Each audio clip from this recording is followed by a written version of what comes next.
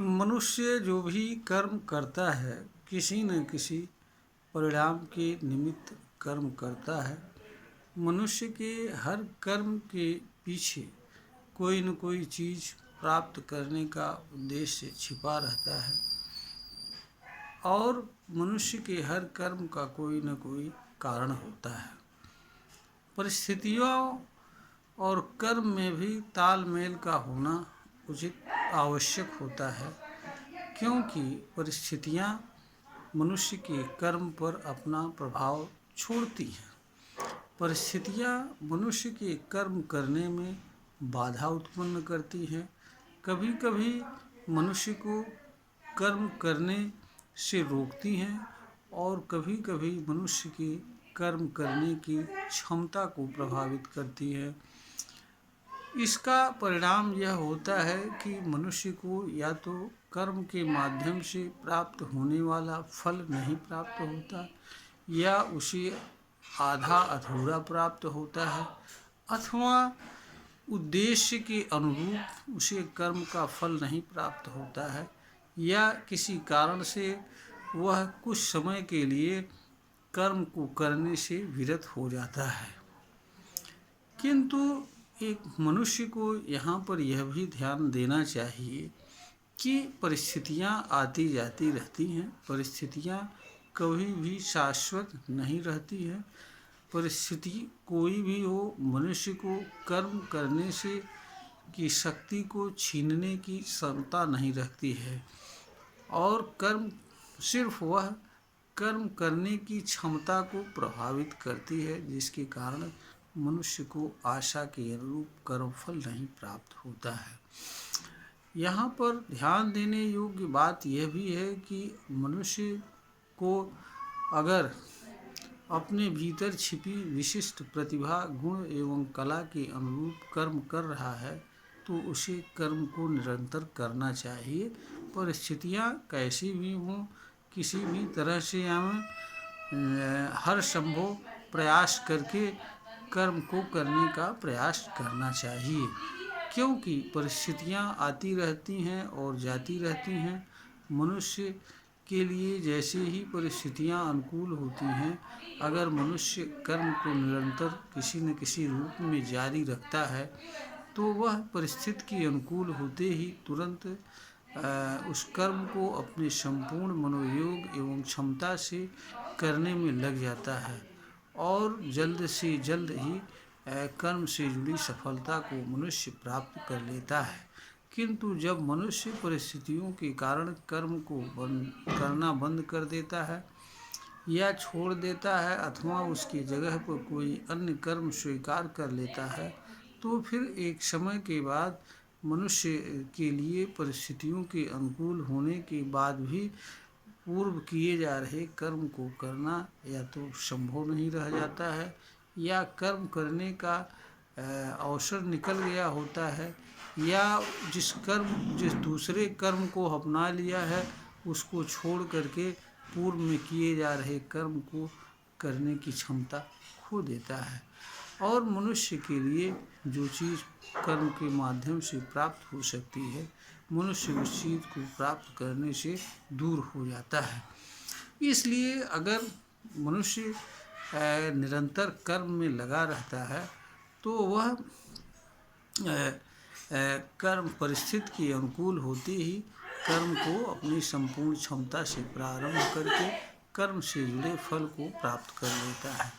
यहाँ पर एक दूसरी बात यह भी है कि जब मनुष्य अपने भीतर छिपी विशिष्ट प्रतिभा, गुण एवं कला के अनुरूप कर्म करता है तो मनुष्य को के सामने परिस्थिति कैसी भी हो, किस भी रूप में हो, वह कुछ न कुछ समय ऐसे कर्म के लिए निकाल लेता है और कर्म को हर अवस्था में किसी न किसी माध्यम से करता रहता है, और ऐसा करते हुए मनुष्य कर्म पथ पर आगे बढ़ता रहता है और कर्म के माध्यम से प्राप्त होने वाले कर्म फल के नज़दीक पहुंचता रहता है, और जैसे ही परिस्थिति अनुकूल होती है फिर वह अपनी संपूर्ण क्षमता से कर्म को करते हुए कर्म फल को प्राप्त कर लेता है, या वह जिस चीज़ को प्राप्त करना चाहता है उसे प्राप्त कर लेता है, अथवा जिस निमित्त वह कर्म कर रहा होता है उसे प्राप्त कर लेता है। इसलिए परिस्थिति को मनुष्य को अपने लिए बाधा या नहीं समझना चाहिए और ना ही दुख का कारण समझना चाहिए। इसका कारण यह है कि परिस्थितियों पर मनुष्य का नियंत्रण नहीं होता है, मनुष्य का नियंत्रण कर्म पर होता है। तो इसलिए परिस्थितियाँ मनुष्य के लिए चिंता एवं दुख का कारण नहीं बनती है। दूसरी बात यह भी है कि परिस्थितियाँ शाश्वत नहीं रहती है, आती रहती हैं, जाती रहती हैं। इसलिए मनुष्य को बजाय परिस्थितियों के विपरीत होने पर दुखी होने के, बल्कि उसके लिए आवश्यक यह होता है कि वह हर परिस्थिति में जो कर्म कर रहा है उसे कर्म को जारी रखे और प्रयास करता रहे। जैसे ही परिस्थिति अनुकूल हो तुरंत कर्म को अपने संपूर्ण क्षमता से करना प्रारंभ करके कर्मफल को प्राप्त कर ले। अथवा परिस्थिति किसी भी कारण से ऐसी है कि जिसमें मनुष्य कर्म कर ही नहीं सकता है, तो उस समय मनुष्य को कर्म को कुछ देर के लिए रोकना चाहिए और अनुकूल परिस्थिति के होने का इंतज़ार करना चाहिए। और जैसे ही परिस्थिति अनुकूल हो, या यह कहिए कि कर्म करने का अवसर उपलब्ध हो जाए, तुरंत कर्म प्रारंभ कर दे और इस कर्म को करते हुए कर्म फल से जुड़े उद्देश्य या लक्ष्य को प्राप्त कर ले।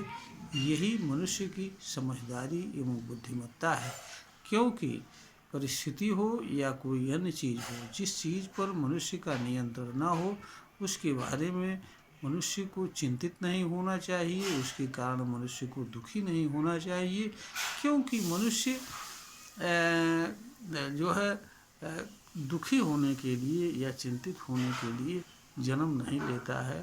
दूसरी, मनुष्य की बहुत सारी चीज़ें ऐसी होती हैं जिन्हें वह प्राप्त करना चाहता है, किंतु किसी न किसी कारण से नहीं प्राप्त होती है। यहाँ पर एक अलग बात यह भी है कि कर्म फल मनुष्य को मिल भी सकता है और नहीं भी मिल सकता है। इसलिए मनुष्य को निष्काम भाव से कर्म को करना चाहिए, ताकि वह कर्म फल के मिलने या न मिलने से होने वाली पीड़ा एवं दुख से मुक्त रहता हुआ कर्म करते हुए इस धरती पर जीवन यापन करता रहे। क्योंकि मनुष्य के जीवन का अंतिम उद्देश्य सुखद एवं शांतिपूर्ण जीवन होता है। इसी को पाने के लिए मनुष्य तमाम तरह की भौतिक सफलताएं या अन्य चीज़ों को प्राप्त करना चाहता है, किंतु अगर यह मनुष्य को भौतिक सफलता के कारण सुखद जीवन से वंचित हो जाए या इसका लाभ न मिले, तो भौतिक सफलताएं भी मनुष्य के लिए बेमानी और अर्थहीन हो जाती है। इसलिए मनुष्य को महत्व उस चीज़ पर देना चाहिए जो उसके लिए सबसे महत्वपूर्ण हो, न कि उस चीज़ पर जिसके बिना मनुष्य का काम चल सकता है। मनुष्य भौतिक सफलता के भी बिना भी सुखद शांतिपूर्ण जीवन जी सकता है।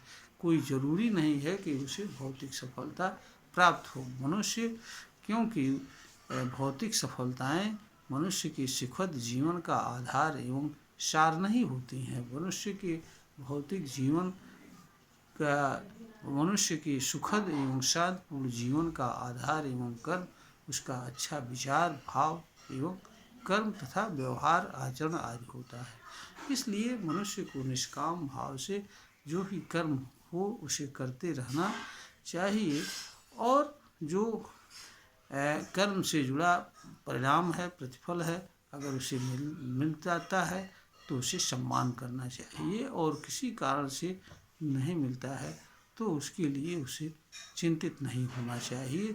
क्योंकि कर्मफल मनुष्य का कोई नियंत्रण नहीं होता है। यह वीडियो ज्ञानवर्धन हेतु बनाई गई है, प्रेषित की जा रही है। अगर श्रोता को ज्ञानपरक प्रतीत हो तो इसे लाइक करें, शेयर करें और सब्सक्राइब करें।